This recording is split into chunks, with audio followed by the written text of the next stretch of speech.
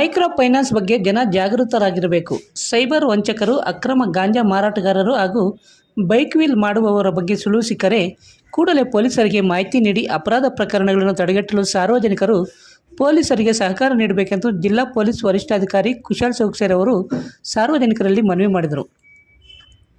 ಇತ್ತೀಚೆಗೆ ನಡೆಯುತ್ತಿರುವ ಅಪರಾಧ ಪ್ರಕರಣಗಳು ಹಾಗೂ ಸಾರ್ವಜನಿಕರಲ್ಲಿ ಕಾನೂನು ಸುವ್ಯವಸ್ಥೆ ಬಗ್ಗೆ ಅರಿವು ಮೂಡಿಸಲು ಶುಕ್ರವಾರ ಮಧ್ಯಾಹ್ನ 2 ಗಂಟೆ ಸಮಯದಲ್ಲಿ ಚಿಂತಾಮಣಿ ನಗರದ ಜಾಮಿಯಾ ಮಸೀದಿಗೆ ಜಿಲ್ಲಾ ಪೊಲೀಸ್ ವರಿಷ್ಠಾಧಿಕಾರಿ ಕುಶಾಲ್ ಚೌಕ್ಸೆ ಅವರು ಸೌಹಾರ್ದತಾ ಭೇಟಿ ನೀಡಿ ಮುಸ್ಲಿಂ ಬಾಂಧವರಿಗೆ ಅಡ್ವಾನ್ಸ್ ಆಗಿ ರಂಜಾನ್ ಉಪವಾಸದ ಶುಭಾಶಯಗಳನ್ನು ಕೋರಿ ಮಾತನಾಡಿ, ಇತ್ತೀಚೆಗೆ ರಾಜ್ಯಾದ್ಯಂತ ಮೈಕ್ರೋ ಫೈನಾನ್ಸ್ಗೆ ಸಂಬಂಧಪಟ್ಟಂಥ ಪ್ರಕರಣಗಳು ಹೆಚ್ಚಾಗುತ್ತಿದ್ದು, ಮೈಕ್ರೋ ಫೈನಾನ್ಸ್ನಿಂದ ಕಿರುಕುಳ ಹಾಗೂ ತೊಂದರೆಗಳಾಗುತ್ತಿದ್ದರೆ ಕೂಡಲೇ ಪೊಲೀಸ್ ಇಲಾಖೆ ಗಮನಕ್ಕೆ ತರಬೇಕು.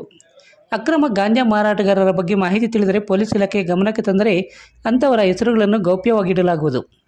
ಪೋಷಕರು ತಮ್ಮ ಮಕ್ಕಳಿಗೆ ಬೈಕ್ಗಳನ್ನು ಕೊಡಿಸುವ ಮೊದಲು ಕಡ್ಡಾಯವಾಗಿ ಹೆಲ್ಮೆಟ್ ಧರಿಸುವಂತೆ ತಿಳಿ ಹೇಳಬೇಕು ಹಾಗೂ ಬೈಕ್ ವೀಲ್ ಮಾಡುವುದು ಕಾನೂನು ರೀತಿ ಅಪರಾಧವಾಗಿದ್ದು, ಬೈಕ್ ವೀಲ್ ಮಾಡುವವರು ಕಂಡು ಬಂದರೆ ಪೊಲೀಸ್ ಇಲಾಖೆಗೆ ಮಾಹಿತಿ ನೀಡಬೇಕು.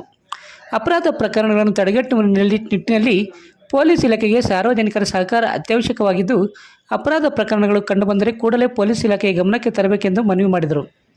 ಇನ್ನು ಇದೇ ಸಂದರ್ಭದಲ್ಲಿ ಜಾಮಿಯಾ ಮಸೀದಿ ಕಮಿಟಿಯಿಂದ ಜಿಲ್ಲಾ ಪೊಲೀಸ್ ವರಿಷ್ಠಾಧಿಕಾರಿ ಕುಶಾಲ್ ಚೌಕ್ಸೆ, ಎಎಸ್ಪಿ ಇಮಾಮ್ ಕಾಸಿಂ ಸಾಬ್, ಚಿಂತಾಮಣಿ ಉಪವಿಭಾಗದ ಡಿವೈಎಸ್ಪಿ ಮುರಳೀಧರ್ ಹಾಗೂ ನಗರ ಠಾಣೆಯ ಆರಕ್ಷಕ ವೃತ್ತ ನಿರೀಕ್ಷಕ ವಿಜಯಕುಮಾರ್ ಅವರಿಗೆ ಆತ್ಮೀಯವಾಗಿ ಶಾಲು ಹೊದಿಸಿ ಫಲತಾಂಬೂಲ ನೀಡಿ ಸನ್ಮಾನಿಸಿ ಅಭಿನಂದಿಸಲಾಯಿತು. ಈ ಸಂದರ್ಭದಲ್ಲಿ ಜಾಮಿಯಾ ಮಸೀದಿ ಕಮಿಟಿಯ ಅಧ್ಯಕ್ಷರು ಸೇರಿದಂತೆ ಎಲ್ಲ ಪದಾಧಿಕಾರಿಗಳು ಮತ್ತಿತರರು ಉಪಸ್ಥಿತರಿದ್ದರು. हमारे चिಕ್ಕಬಳ್ಳಾಪುರ डिस्ट्रिक्ट के एसपी साहब, एसपी चौकी कुशल चौक से चौहान साहब आके हैं और हमारे एडिशनल एसपी साहब आके हैं, कासिम साहब, डीओएसपी साहब आके हैं, इंस्पेक्टर साहब आके हैं. हमारे से एक इंसानियत की चीज़ क्या, हमें क्यों चलना, भाईचारे की क्यों कायम रखना, इसके बारे में हमारे एसपी साहब एक 4 बातें तुम्हारे से बात करना चाह रहे हैं. एसपी साहब का शुक्रिया गुजारता हुआ एसपी साहब को बात करने के लिए बोल रहा हूँ. खुशी की बात है कि आज बहुत खुशी की बात है कि आप सबसे आज इस तरह यहाँ जामा मस्जिद में आके आप सभी से बात करने का मौका मिला. तो उसके लिए सबसे पहले मैं शुक्रिया अदा करना चाहूँगा आप सभी का. उसके अलावा सभी आने वाले 2 दिनों में रमज़ान का फेस्टिवल स्टार्ट होने वाला है. तो हमारी तरफ से, हमारे पुलिस डिपार्टमेंट की तरफ से, मेरी तरफ से आप सबको बहुत बहुत मुबारकबाद, रमज़ान की बहुत बहुत बधाइयाँ और शुभकामनाएं. देखिए, मैं यहाँ पहले भी यहीं चिंतामणि में एएसपी होके यहाँ पे पहले भी ड्यूटी किया हूँ. आप सभी लोगों से, बहुत सारे लोगों से परिचय है, बहुत सारे लोगों से पहले से भी बातचीत होती रही है. और हमारे यहाँ चिंतामणि में कभी भी किसी भी तरह की कोई भी समस्या, किसी भी तरह की लॉ एंड ऑर्डर प्रॉब्लम कोई भी पिछले 5 सालों में मैंने कोई भी नहीं देखी कि मेरे समझ में आई हो, मेरे नज़र में आई हो. क्योंकि आप सब लोगों का हमेशा हम लोगों पर हेल्प मिला है, आप सब लोगों का हमेशा हम लोगों को कोऑपरेशन मिला है. तो उसके लिए भी आप सभी का शुक्रिया कहना चाहूँगा. अभी कुछ 2-4 मुद्दे जो रेगुलर में बहुत ज़्यादा लोगों को परेशानी हो रही है जिन सब कारणों से, या जो और भी इस तरह के इशू हैं जिनसे रेगुलरली हमको थोड़ा अवेयरनेस की ज़रूरत है, उन सारी बातों के बारे में थोड़ी 10 मिनट आपसे बात करना चाहूँगा. एक इम्पोर्टेंट इशू है कि अभी चालू हुआ है माइक्रो फाइनेंस का. माइक्रो फाइनेंस क्या होता है, जितना भी 3 लाख से कम तक का लोन होता है वो माइक्रो फाइनेंस के अंदर आता है. तो ये जो छोटे छोटे लोन होते हैं, हैंड लोन होते हैं, या आजकल नई कंपनी स्मॉल बैंक करके स्टार्ट हुए, इक्विटास बैंक हो गया, स्फूर्ति बैंक हो गया, पेटीएम बैंक हो गया, ये सब क्या छोटे छोटे लोन देते हैं. दूसरा, आजकल मोबाइल में भी लड़के लोग, बहुत सारे लोग मोबाइल में लोन मिलने लगा, मोबाइल से लोन ले लेते हैं. उसमें क्या होता है, ये आपको लोन तो दे देते हैं लेकिन उसमें बहुत ज़्यादा इंटरेस्ट रेट होता है. जो एक आपको वापस देना है उसके लिए बहुत ज़्यादा रकम मांगते हैं आपसे. मान लीजिए आपने 10,000 रुपये लिया हुआ लोन, तो आपसे जब वापस मांगने टाइम आएगा तो वो 10,000 को 20,000, 25,000, 30,000 ऐसा बना देंगे. और जितना ज़्यादा टाइम होता जाएगा वो उतना ज़्यादा बढ़ता जाएगा पैसा. तो उसके लिए क्या है, बहुत ज़्यादा लोग परेशान हो रहे थे. बहुत सारे इंसिडेंट भी हो गए कि लोगों को घर पे आके ये जो वसूलने वाले वसूली करते हैं लोन का कंपनी वाले, वो बहुत सारे लड़के लोग आके घरों में परेशान कर रहे हैं, बेइज्जती कर रहे हैं कि तुमने लोन लिया है करके, ऐसा बेइज्जत करके लोगों को परेशान कर रहे हैं। इस कारण से बहुत सारे लोगों ने हमारे यहाँ इस तरह का केस भी हो गए कि सुसाइड कर लिया लोगों ने, परेशान होके कि इस तरह हमारे पब्लिक में बेइज्जती कर रहे हैं या इस तरह से हमें हरासमेंट कर रहे हैं। उसके लिए सरकार से अभी एक नया रूल निकल के आया है कर्नाटका में, माइक्रो फाइनेंस के लिए उनको कैसे उनके ऊपर एक्शन लेना है, उनके ऊपर क्या रूल्स लागू होते हैं, उसको लेके एक नया कानून आया है। उसके अंदर जो भी इस तरह से परेशान कर रहे हैं पब्लिक को कंपनी की तरफ से और बैंक की तरफ से लोन वापस करने के लिए आपको ज़्यादा प्रेशर कर रहे हैं, आपके घर पे आके आपका हरासमेंट कर रहे हैं, आपके बीवी बच्चों को परेशान कर रहे हैं, या बहुत सारे लोग क्या करते हैं आपके कॉन्टैक्ट नंबर निकाल के दूसरों लोगों को फ़ोन करके बोलेंगे कि देखो इसने लोन लिया है, पैसा नहीं दे रहा है। ये सब विचार में ये जो रूल आया है उसमें पुलिस को इन केसेस में केस रजिस्टर करने के लिए पावर दिया गया है। तो ये एक इम्पोर्टेंट बात आप सबके अटेंशन में लाना चाहूँगा कि इस तरह कोई भी आपको, किसी ने आपको लोन लिया हो, आपको कोई भी इस तरह परेशान कर रहा हो तो उनके ऊपर एक्शन लेना हो, आपको परेशान कर रहे हो तो उसको पुलिस को बताइए, हम लोग डेफिनेटली उसके ऊपर एक्शन लेंगे। इशू हो गया। दूसरा एक मैंने देखा हमारे यहाँ बहुत सारे लोग ड्रग्स की, गांजा की या दूसरे तरह की शिकायतें करते हैं। देखिए हम लोगों ने अभी रेगुलरली केसेस रजिस्टर कर रहे हैं। अभी चिंतामणि में मडिकेरे क्रॉस के पास पिछले हफ्ते ही 35 किलो गांजा जब्त किया। उसके पहले चिंतामणि टाउन में, वहाँ से हम लोगों ने टाउन में एक केस हुआ स्टेशन में, वहाँ पे 5 किलो गांजा जब्त किया।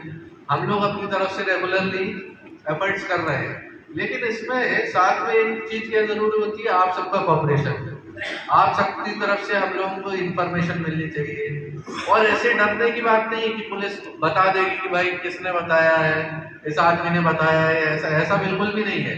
अगर आप हमको बोलेंगे कि किसी को बताना नहीं है या कुछ इस तरह की हेल्प चाहिए तो हम लोग हमेशा हेल्प के लिए तैयार रहते हैं। तो एक चीज का समझना जरूरी है, ड्रग्स के बारे में क्यों बात कर रहा हूँ, यंग जनरेशन खराब हो रही है। क्या होता है, देखिए आप सब लोग, सबकी एज हो जाती है, नौकरी करने लगते हैं, अपना व्यवसाय करने लगते हैं, तो सबको समझ में आ जाता है क्या चीज़ खराब है, क्या चीज़ गलत है, क्या अच्छी है। यंग लड़कों के साथ क्या होता है, स्कूल कॉलेजेस से निकल रहे लड़के अभी स्कूल कॉलेज में पढ़ रहे हैं, उनके साथ क्या होता है, हम लोग सभी लोग स्कूल कॉलेज में पढ़े, सब लोगों को पता है उस समय एज एक ऐसी होती है 15 साल से 25 साल की एज, थोड़ा आदमी का दिमाग इस तरह काम करता है, उसको लगता है मेरे को सब पता है, बाकी सब लोग गलत बोल रहे हैं, मैं जो सोचता हूँ वो सब सही है, ऐसा आदमी का माइंडसेट हो जाता है। तो उसी एज में लड़के लोग क्या करते हैं, सब गलत दिशाओं में चले जाते हैं, गलत डायरेक्शन में चले जाते हैं, गलत चीजों में पड़ जाते हैं, नशे में पड़ जाते हैं, और उस समय उनका एटीट्यूड भी इस तरह का होता है कि घर वालों की बातचीत ज्यादा नहीं सुनते, इस कारण गलत दिशा में चले जाते हैं। अब उस समय हमने उनको नहीं रोका तो वो और भी ज्यादा गलत चीजों में पड़ जाएंगे। कल को उनको ड्रग्स नहीं मिलेंगे तो वो उस पैसा कमाने के लिए जुर्म करने लगेंगे, कोई अपराध करने लगेंगे, कोई क्राइम करने लगेंगे, या खुद भी बेचने लगेंगे और लोगों को फंसाने लगेंगे इस तरह के। तो एक आप लोगों से गुजारिश क्या है, कभी भी इस तरह की गांजा की या किसी भी तरह की इस तरह के यूज हो रहा है या लड़के लोग गलत दिशा में जा रहे हैं, देखिए ये नहीं बोलते कि सबके ऊपर केस कर देंगे, हम क्या बोलते हैं, जो लड़के गलत दिशा में चले गए, नशा कर रहे हैं, कम एज के लड़के हैं, अभी हम सबकी जवाबदारी क्या है, जिम्मेदारी है हमारी कि उनको हम सही दिशा में लेके आए, सही डायरेक्शन में लेके आए।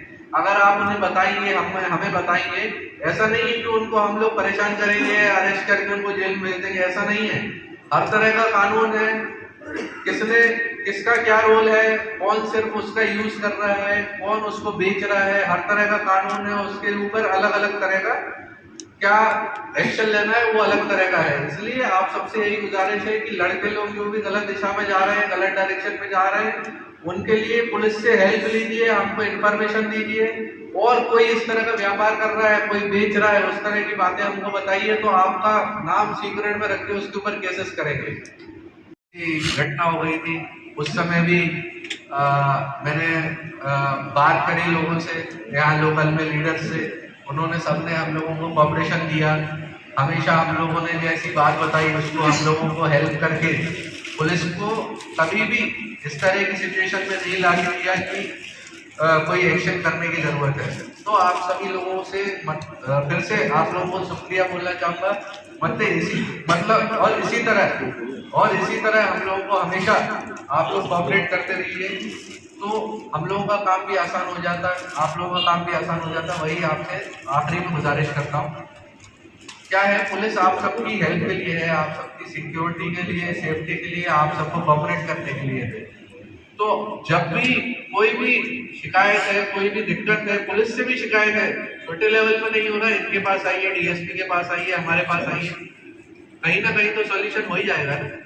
तो वही है, झिझकना नहीं है। क्या होता है, आदमी में संकोच होता है, वो जाता नहीं आदमी, कोई बात हो गई तो जाता नहीं। मैं क्या कहता हूँ, आपको बात है, आप सही हो तो डर किस बात का, आप आगे पुलिस की हेल्प लीजिए, और जैसे आपने हमेशा कोऑपरेट करा है इसी तरह से कोऑपरेट करिए। आने वाले रमजान फेस्टिवल के लिए आप लोगों को फिर से एक बार मुबारकबाद देता हूँ और अपनी स्पीच खत्म करता हूँ। आप सभी लोगों ने टाइम दिया हमें, उसके लिए बहुत बहुत थैंक यू, आप सबका शुक्रिया, थैंक यू। ಎಲ್ಲರಿಗೂ ನಮಸ್ಕಾರ। ಇವತ್ತು ದಿನ ನಾನು ಚಿಂತಾಮಣಿಯಲ್ಲಿ ಜಾಮಿಯಾ ಮಸ್ಜಿದಲ್ಲಿ ಭೇಟಿ ಮಾಡಿದ್ದೀನಿ।